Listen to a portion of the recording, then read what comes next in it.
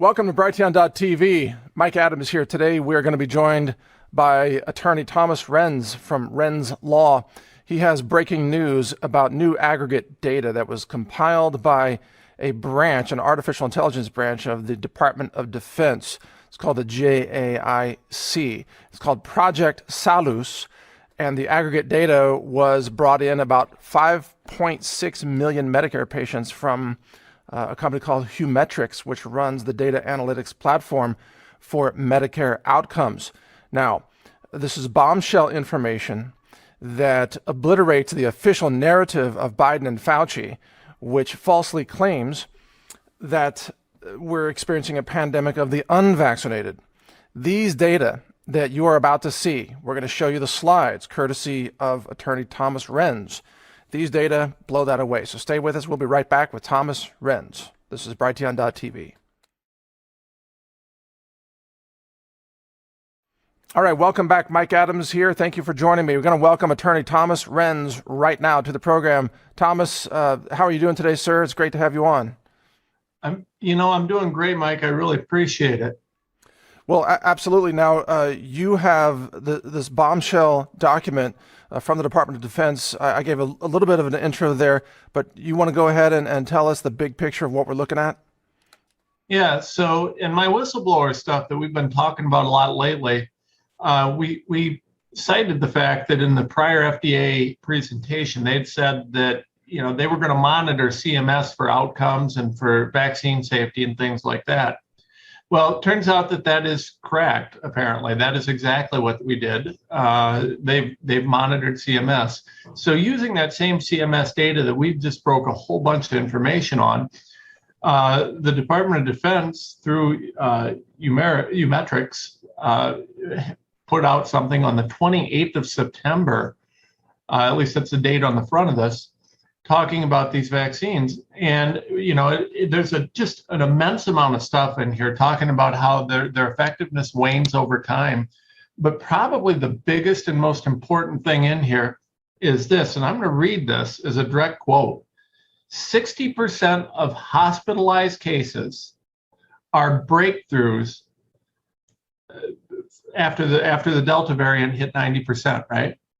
71% of COVID cases are breakthroughs, and the week after Delta hit 90%. And just let me just, for the audience, breakthrough means someone was previously fully vaccinated, and essentially breakthrough means vaccine failure, that they were infected anyway.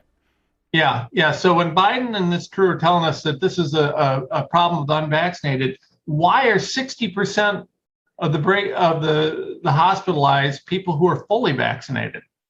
60% are fully vaccinated in the hospital. Now, by the way, Mike, so within this document, it also makes really clear, until you are 14 days post full vaccination, you're not counted. So what that means for the audience is that if you've got Pfizer or Moderna, you've had to have both shots.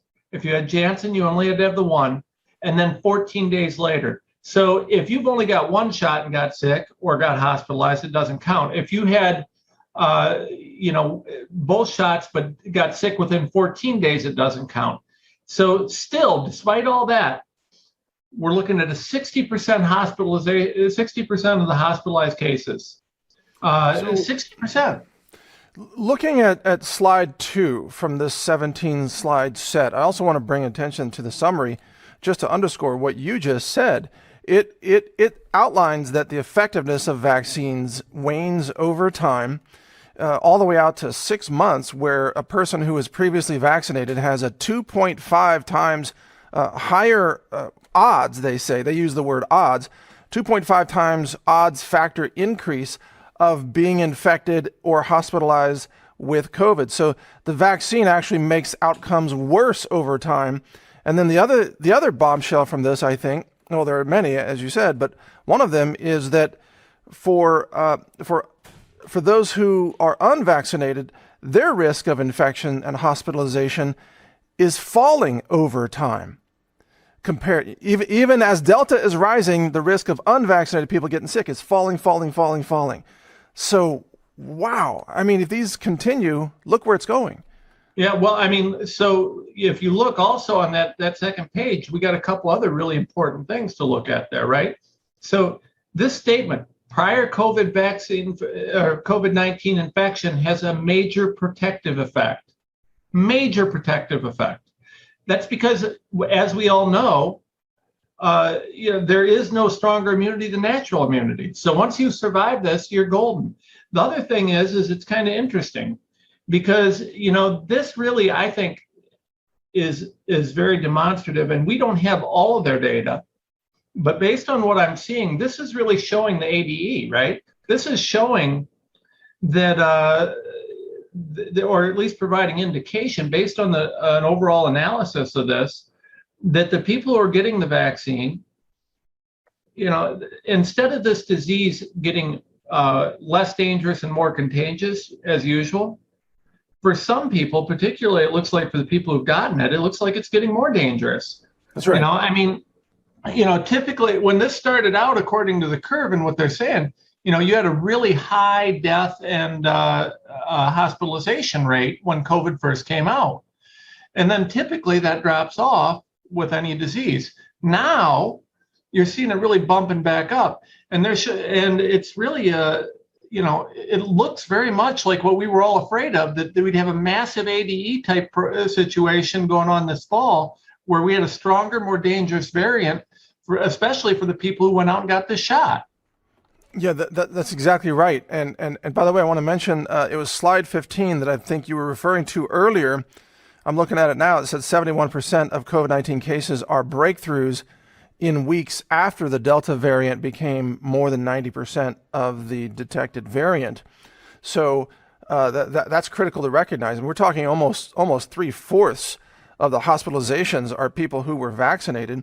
But there's something else here, Thomas. The very last slide, this is another bombshell. The risk model for breakthrough hospitalization. In this slide, it talks about how Native Americans have the highest increased risk of hospitalization after vaccination of any ethnic group, and then Hispanic is underneath that, and Black Americans are further down the list. But think about it, this is hitting Native Americans more than any other group, and yet nobody is warning the Native American community about what is effectively ADE from vaccines. Well, and yeah, I mean, so listen, these vaccines seem to have a disproportionate impact on certain minority communities. Now, that's not something that I've really been able to flesh out in a way where I can say, listen, we know this for sure. And I haven't got the experts, and I am. I don't say it unless I can prove it. But I have heard numerous reports about the dangers these vaccines pose to the minority communities, especially. It has to do with certain genetic differences.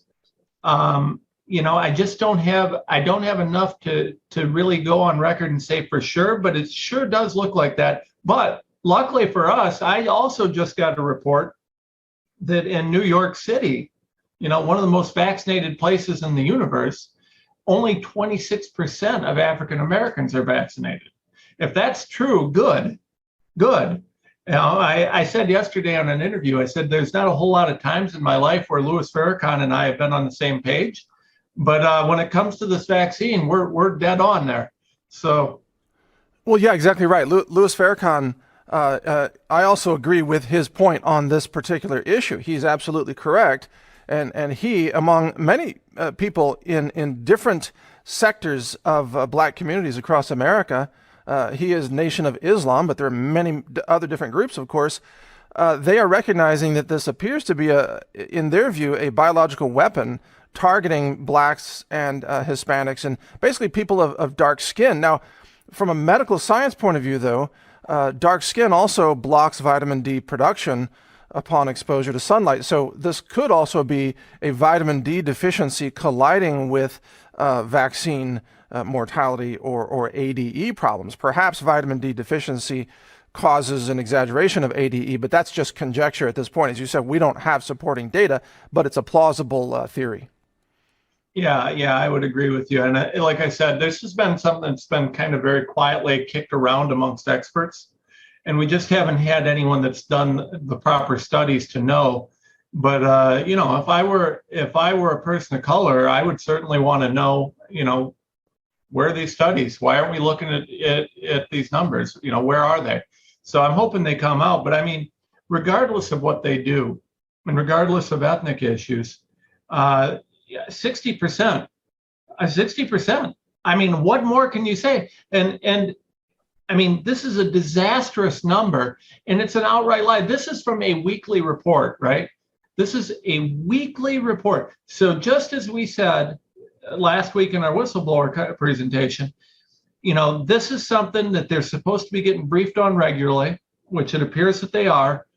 Biden, Fauci, all these guys, I mean, you can see where they talk about, they reference the CDC and different things, graphs from CDC presentations, things like that throughout this. There is zero question these guys know this. They're lying to the American people outright. This is a crooked marketing project for big pharma, big tech, big government at the expense of American lives, and it's got to stop. This is it. This is smoking gun. We had the whistleblower stuff that's on renz-law.com.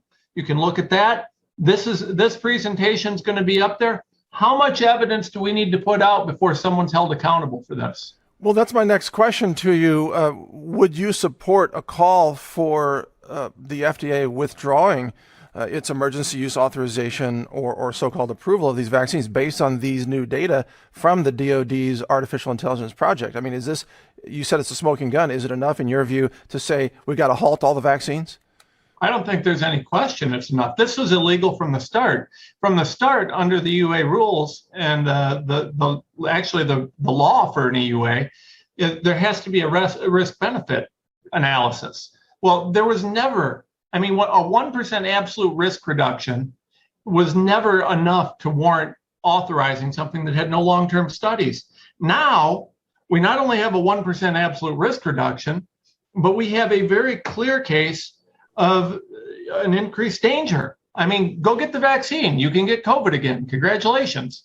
If you survive it, then, you'll probably have stronger immunity, assuming that the vaccine hasn't destroyed your immune system. There's literally no legal justification for this vaccine being available at all, let alone the fact that they tried to approve a vaccine that isn't even out yet. That's a whole nother story. But this has to be withdrawn. Fauci has to be charged criminally. He needs to be in jail. And there needs to be RICO suits. And I'm gonna do this right here and right now, Mike. I'm gonna call. I want any attorneys that are willing to do so. I'm gonna put a button up on my website that says, now hiring, taking volunteers, something. I don't know. I'm never put a button up. And if you're willing to volunteer or to work or whatever, if I got funding, I'll pay you. But if you're willing to help, I want to do a RICO case against the entire Trusted News Initiative for covering this up because they've been bought off by pharma. RICO, the FDA, Fauci, all these people, it is one giant criminal conspiracy. We need to sue their butts and they need to be in jail. Well, I think many viewers would agree with your assessment, but you're talking about organized crime, racketeering. This is is a pretty high standard of proof. In order to prove such cases, the DOJ is unlikely to want to prosecute this because the DOJ is probably part of the organized criminal operation. Would you say that? Yeah, but we can do a civil case. We can do a civil case, and I'm all on board for it. I just need to get some experts in RICO because I'm not a RICO expert. I need to get some people who are willing to help fight this because we don't have enough attorneys. But I think we need to file a major suit.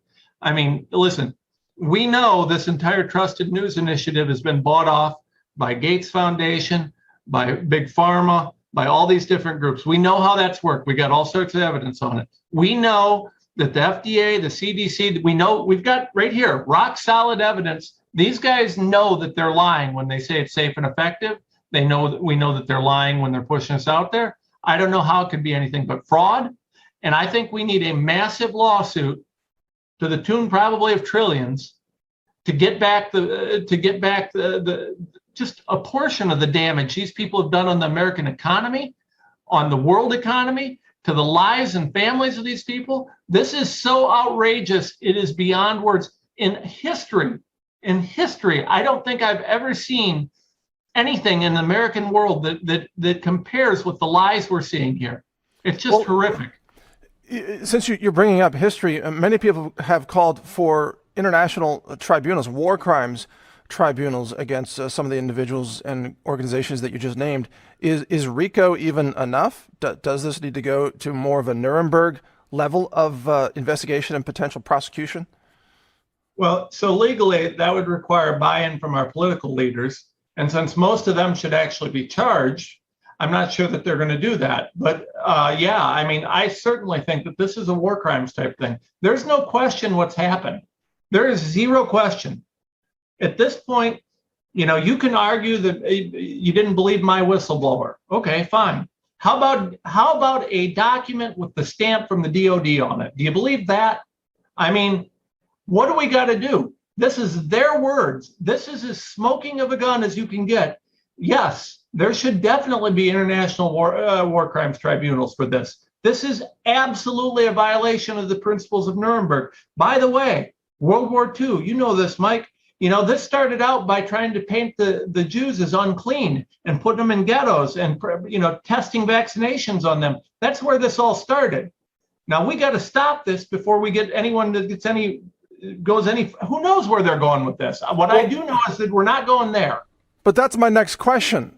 The vaccines have already been administered, according to the CDC, to over 200 million Americans. We see from the data that you've just shown us here that the outcomes worsen over time. Since you can't undo a vaccine, where is this going? What does this mean for people who got vaccinated and are now looking at these data and saying, whoa, what happens in November, or December, January? What are we looking at here, really? Well, if so early on, what I'd suggested was that this was going to be something where you were going to be stuck getting booster shots for the rest of your life or die. Now, I don't know if that's going to be the case or not, but what I do know is the best I can do for those people right now is pray and hope that we can find a way to undo the genetic modifications that they've done to themselves. Because, you know, I mean, listen, we also, in that whistleblower presentation, we laid out, this is a gene therapy. This is changing your genetics. So I don't know how we undo that, but what I do know is y'all have been experimented on with a dangerous experiment that it turns out is going really badly, or maybe just as planned. I don't know. But what I do know is it looks like it's a real bad thing. It looks like there's more people in more danger every day. And yeah, nobody wanted to believe us. When you and I, Mike, were talking about this early on, no one wanted to believe it. But now, right, the data are clear. So just to refocus people on this, this is from the JAIC division of the DoD. The JAIC uses artificial intelligence algorithms to study things like COVID-19 induced supply line disruptions. So they are out there trying to pinpoint critical supply failures in the supply chain, including for parts for the military itself. They then took that AI system and they applied it to this Humetrics data set of 5.6 million Medicare recipients and their health outcomes. And then they were able to spot these patterns and they put it all in chart form. So, you know, one of the big astonishing things about this, Thomas, and thank you for sharing this and coming on to comment about it, is aren't the people who are looking at this, aren't they freaking out too? I mean, within the DoD, surely they see what this is. You know, that's a great question. I got to be honest with you, Mike. Listen, this makes it look really clear that they've been looking at it for a while, right?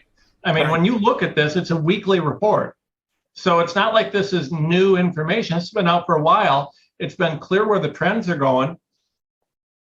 You know, to me, I don't know how you argue that this is, you know, you sitting on your hands, you know, because I don't know, is it, you know, on one side, we could give them the benefit of the doubt and say, well, this was such a political disaster that they just didn't know what to do with it.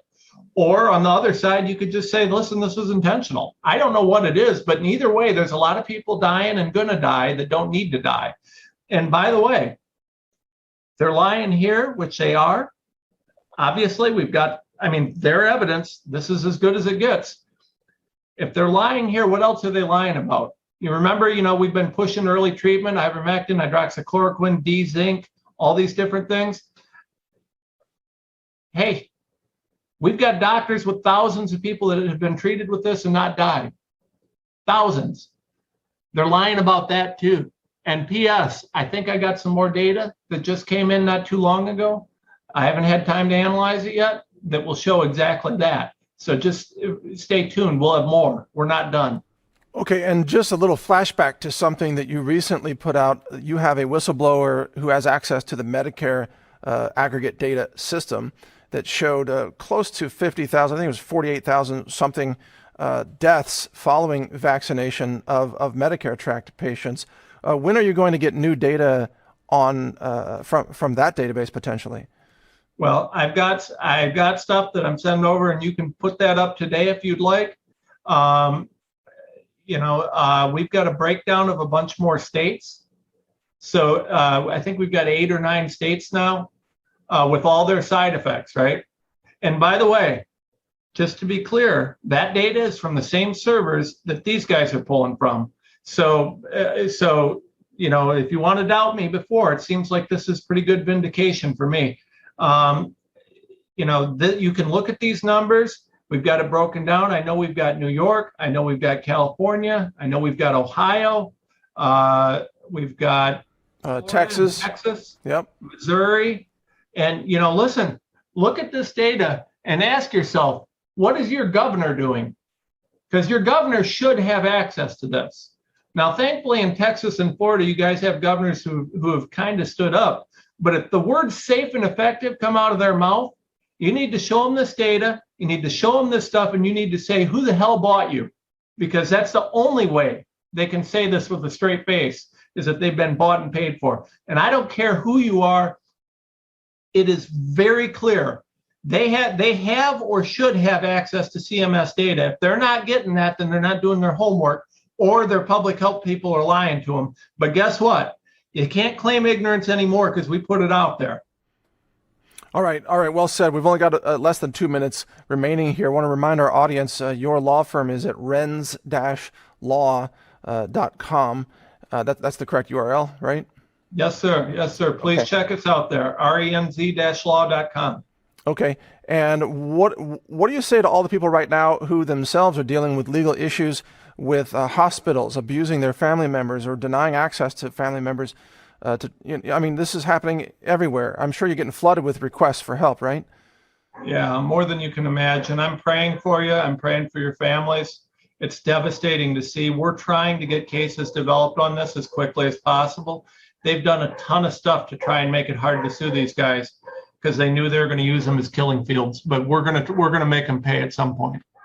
Okay, that's great to know. And you also said previously you can't wait to sue over and over again all of those who are complicit in this, which is the parts of the so-called media and big tech as well.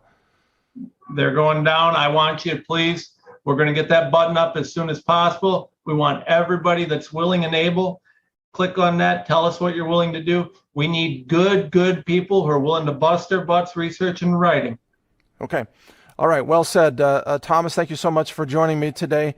Your work is really courageous. You are doing amazing things to help save lives in this country. Thank you so much for joining us. Thank you. All right. For those of you watching, feel free to repost this video on any platform. The original source is brighteon.tv. You can also find this on my channel, Health Ranger Report at brighteon.com. Thank you for joining us today, and look for the article detailing this document at naturalnews.com. Thank you for joining us. God bless. Take care.